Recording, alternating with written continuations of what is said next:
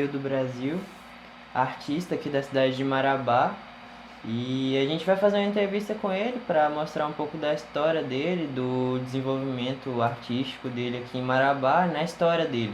Então, Hildo, fala pra gente só um pouco de como o senhor descobriu assim a arte, como que o senhor descobriu que sabia desenhar.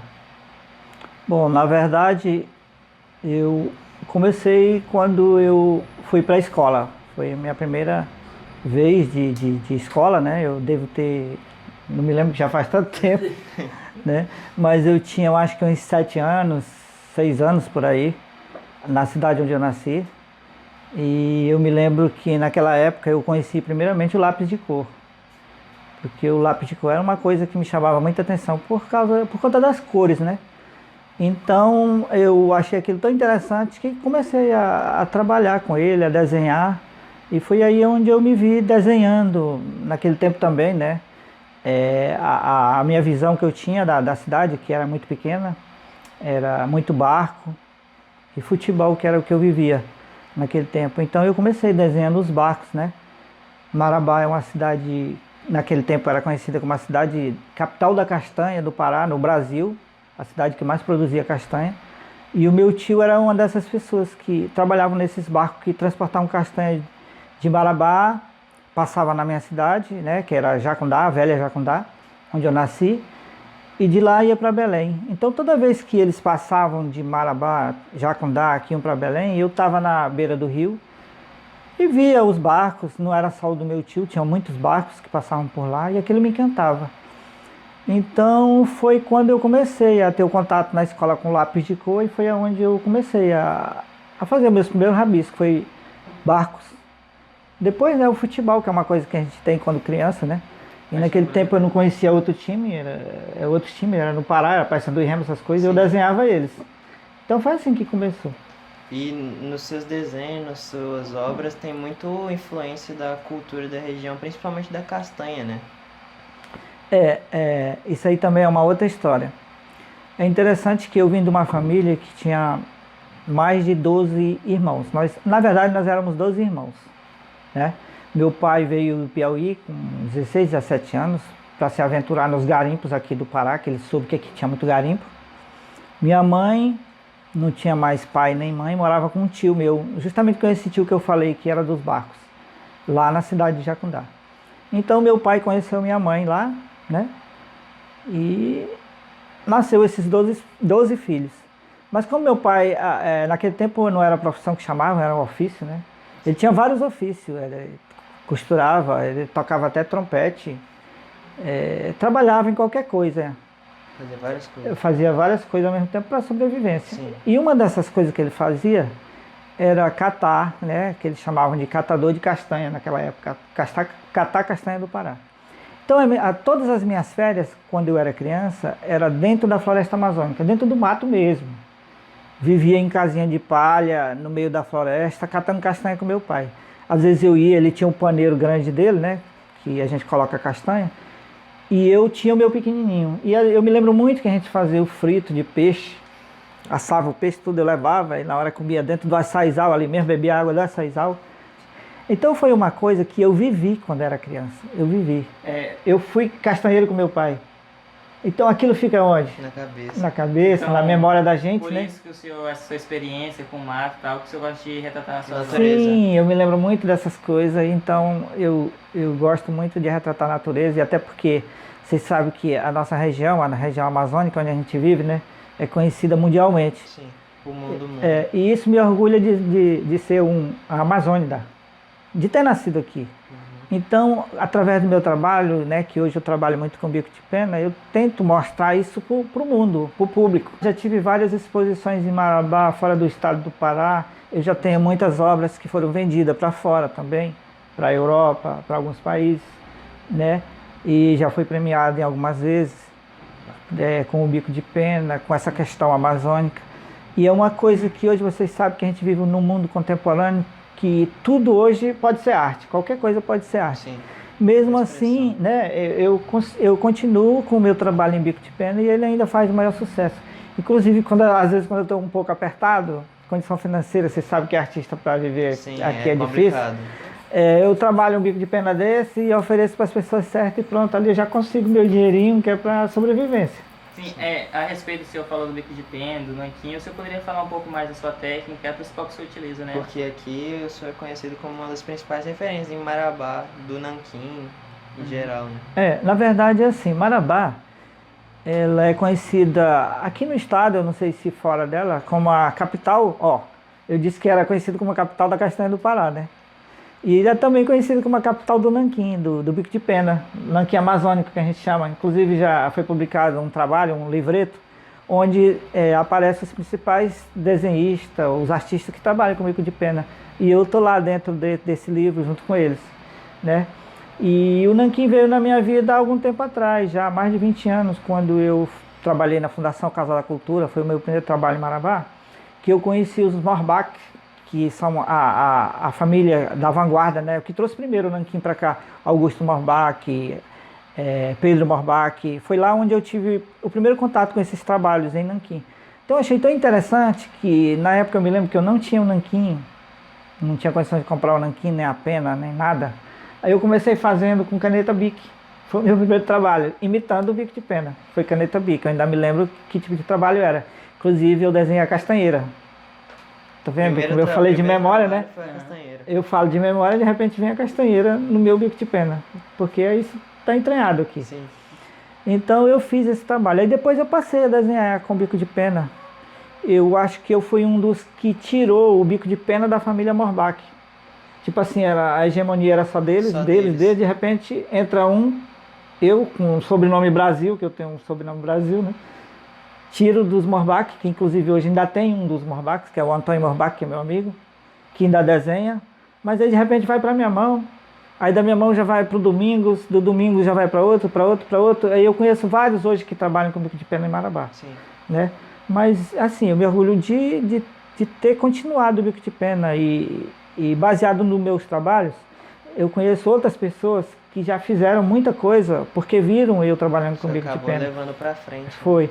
Mas aí depois que eu conheci os Morbach, eu conheci um outro trabalho.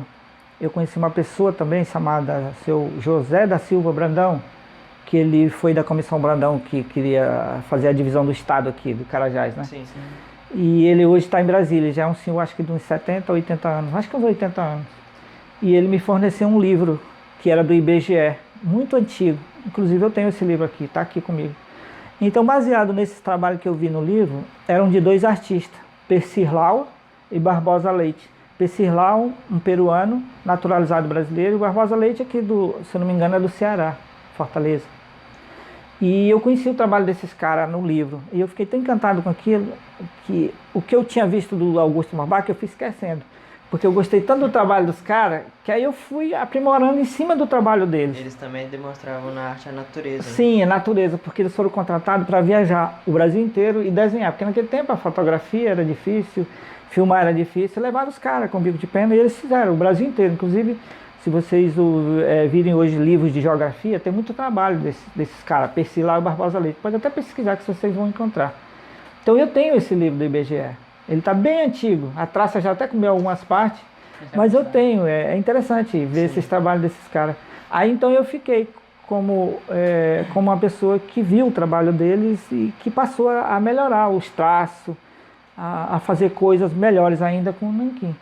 E o nanquim virou essa paixão que eu tenho hoje, né? Apesar de ser cartunista, chargista, caricaturista, eu trabalho com óleo, né? Tinta óleo, pintura óleo, eu trabalho com retrato realista em grafite. E como vocês viram aqui em casa, né? Vocês viram aí tanta coisa que eu faço. Mas o que se destaca mais para mim é a questão do nanquim.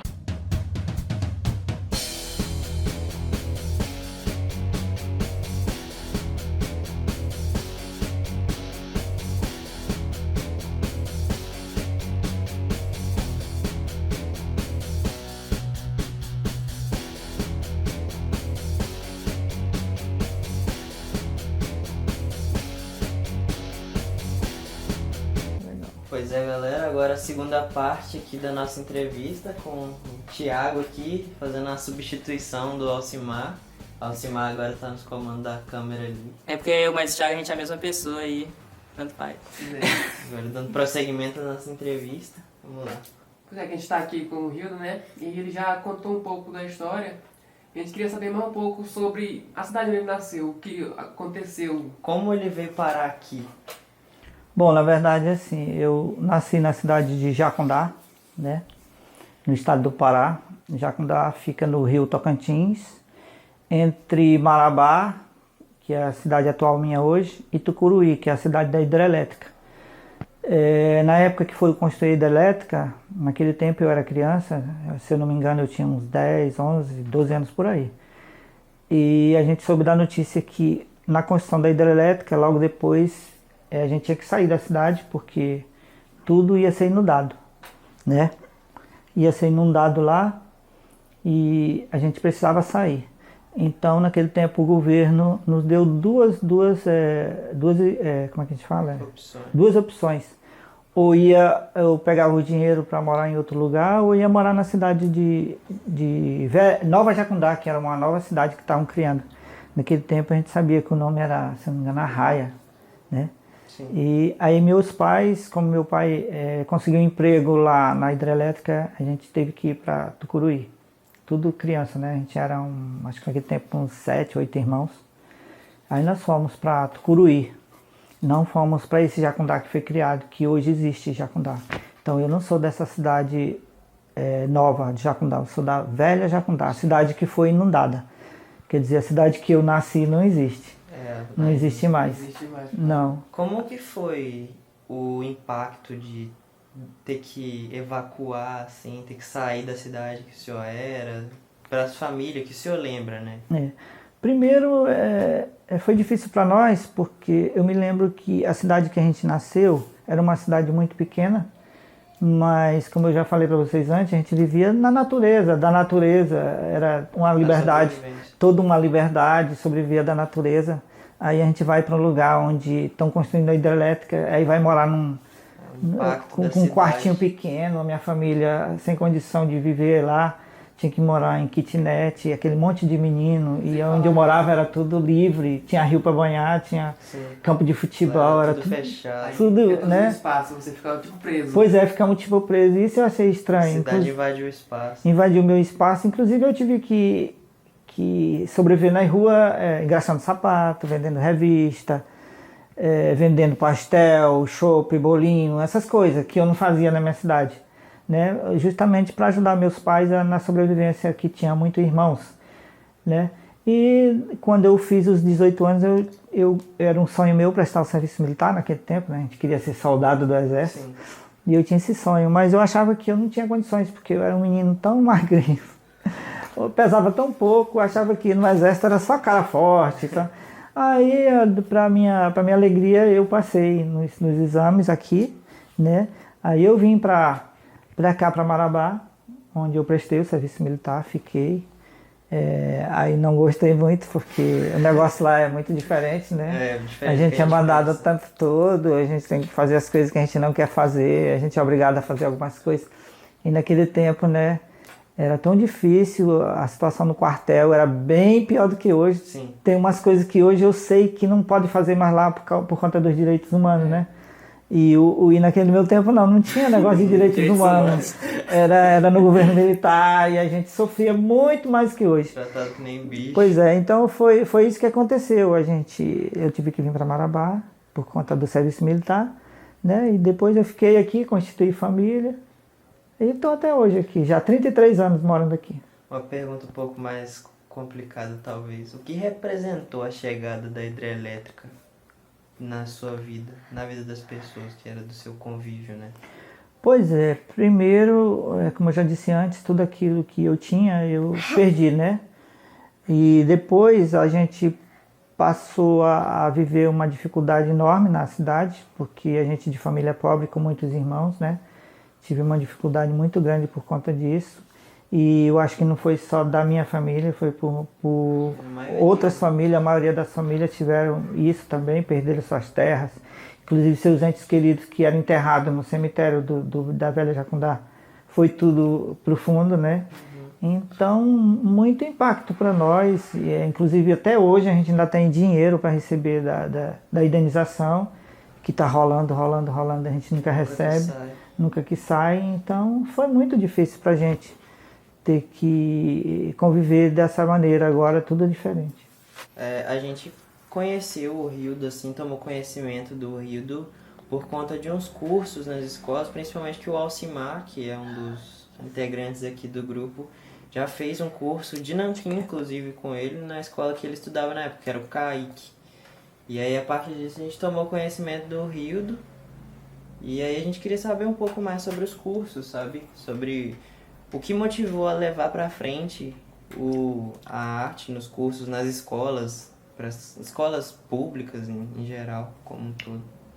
Bom, na verdade, isso que tu está falando foi quando eu estava realizando um outro sonho meu, né? Um sonho grande, que era o de um dia ter um curso superior, né? Porque isso sempre veio na minha mente. Minha família é tão grande e ninguém tinha nenhum curso superior na família. Tantos irmãos e ninguém quis estudar, inclusive eu, né?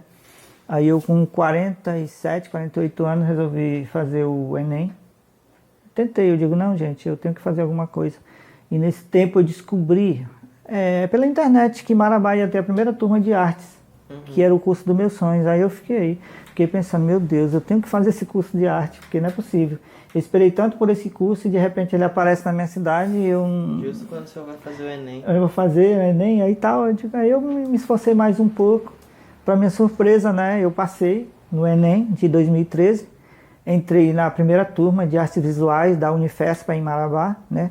Que Marabá agora tem a Unifespa, que antes era o UFPA. Hoje nós temos a nossa Universidade Federal, né? Aqui na região sul e sudeste do Pará.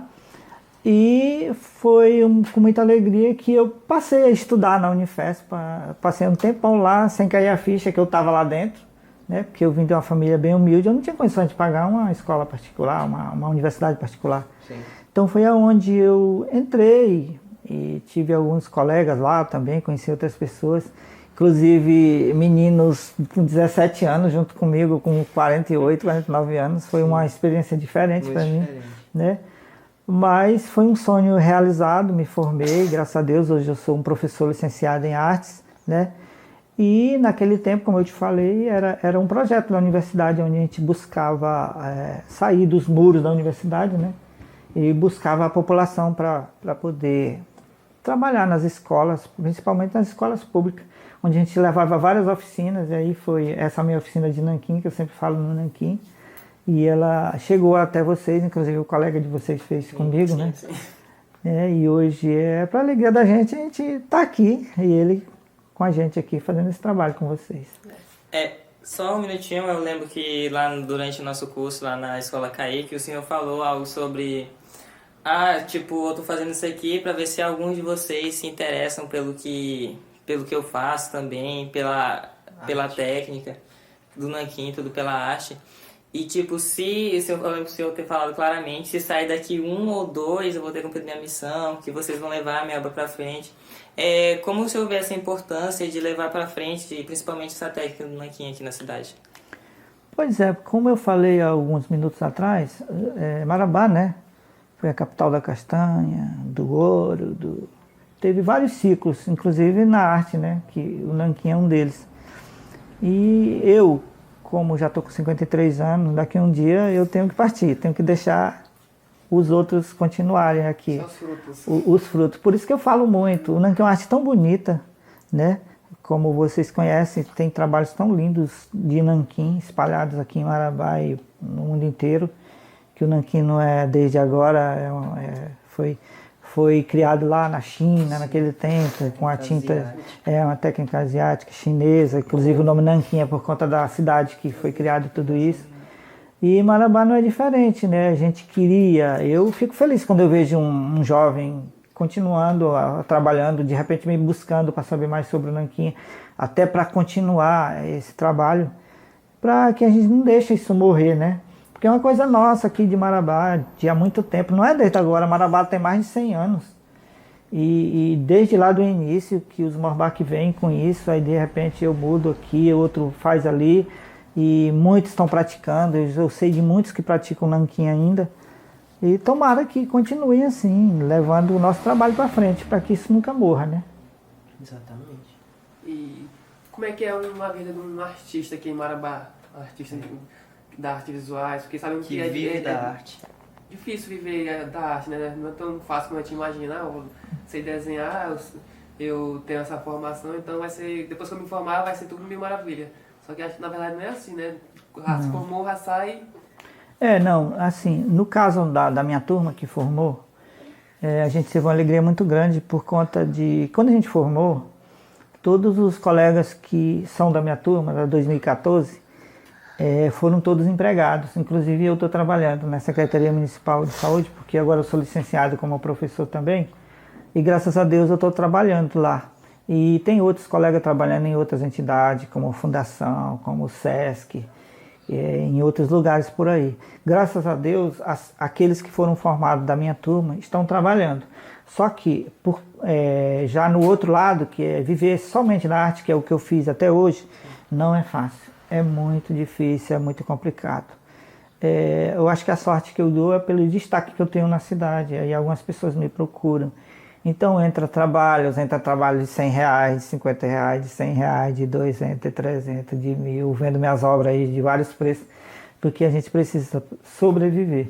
A gente sabe que muitos valorizam, às vezes até tu cobra assim uma arte, é R$1.000, não, toma 1.200 aí, né? A gente já fica feliz, porque na verdade assim, eu não queria, porque muitos artistas não gostam de trabalhar sob encomenda, porque por encomenda a pessoa exige, ela quer assim, assim, assim, aí às vezes ela, não queria assim, aí tu já se frustra.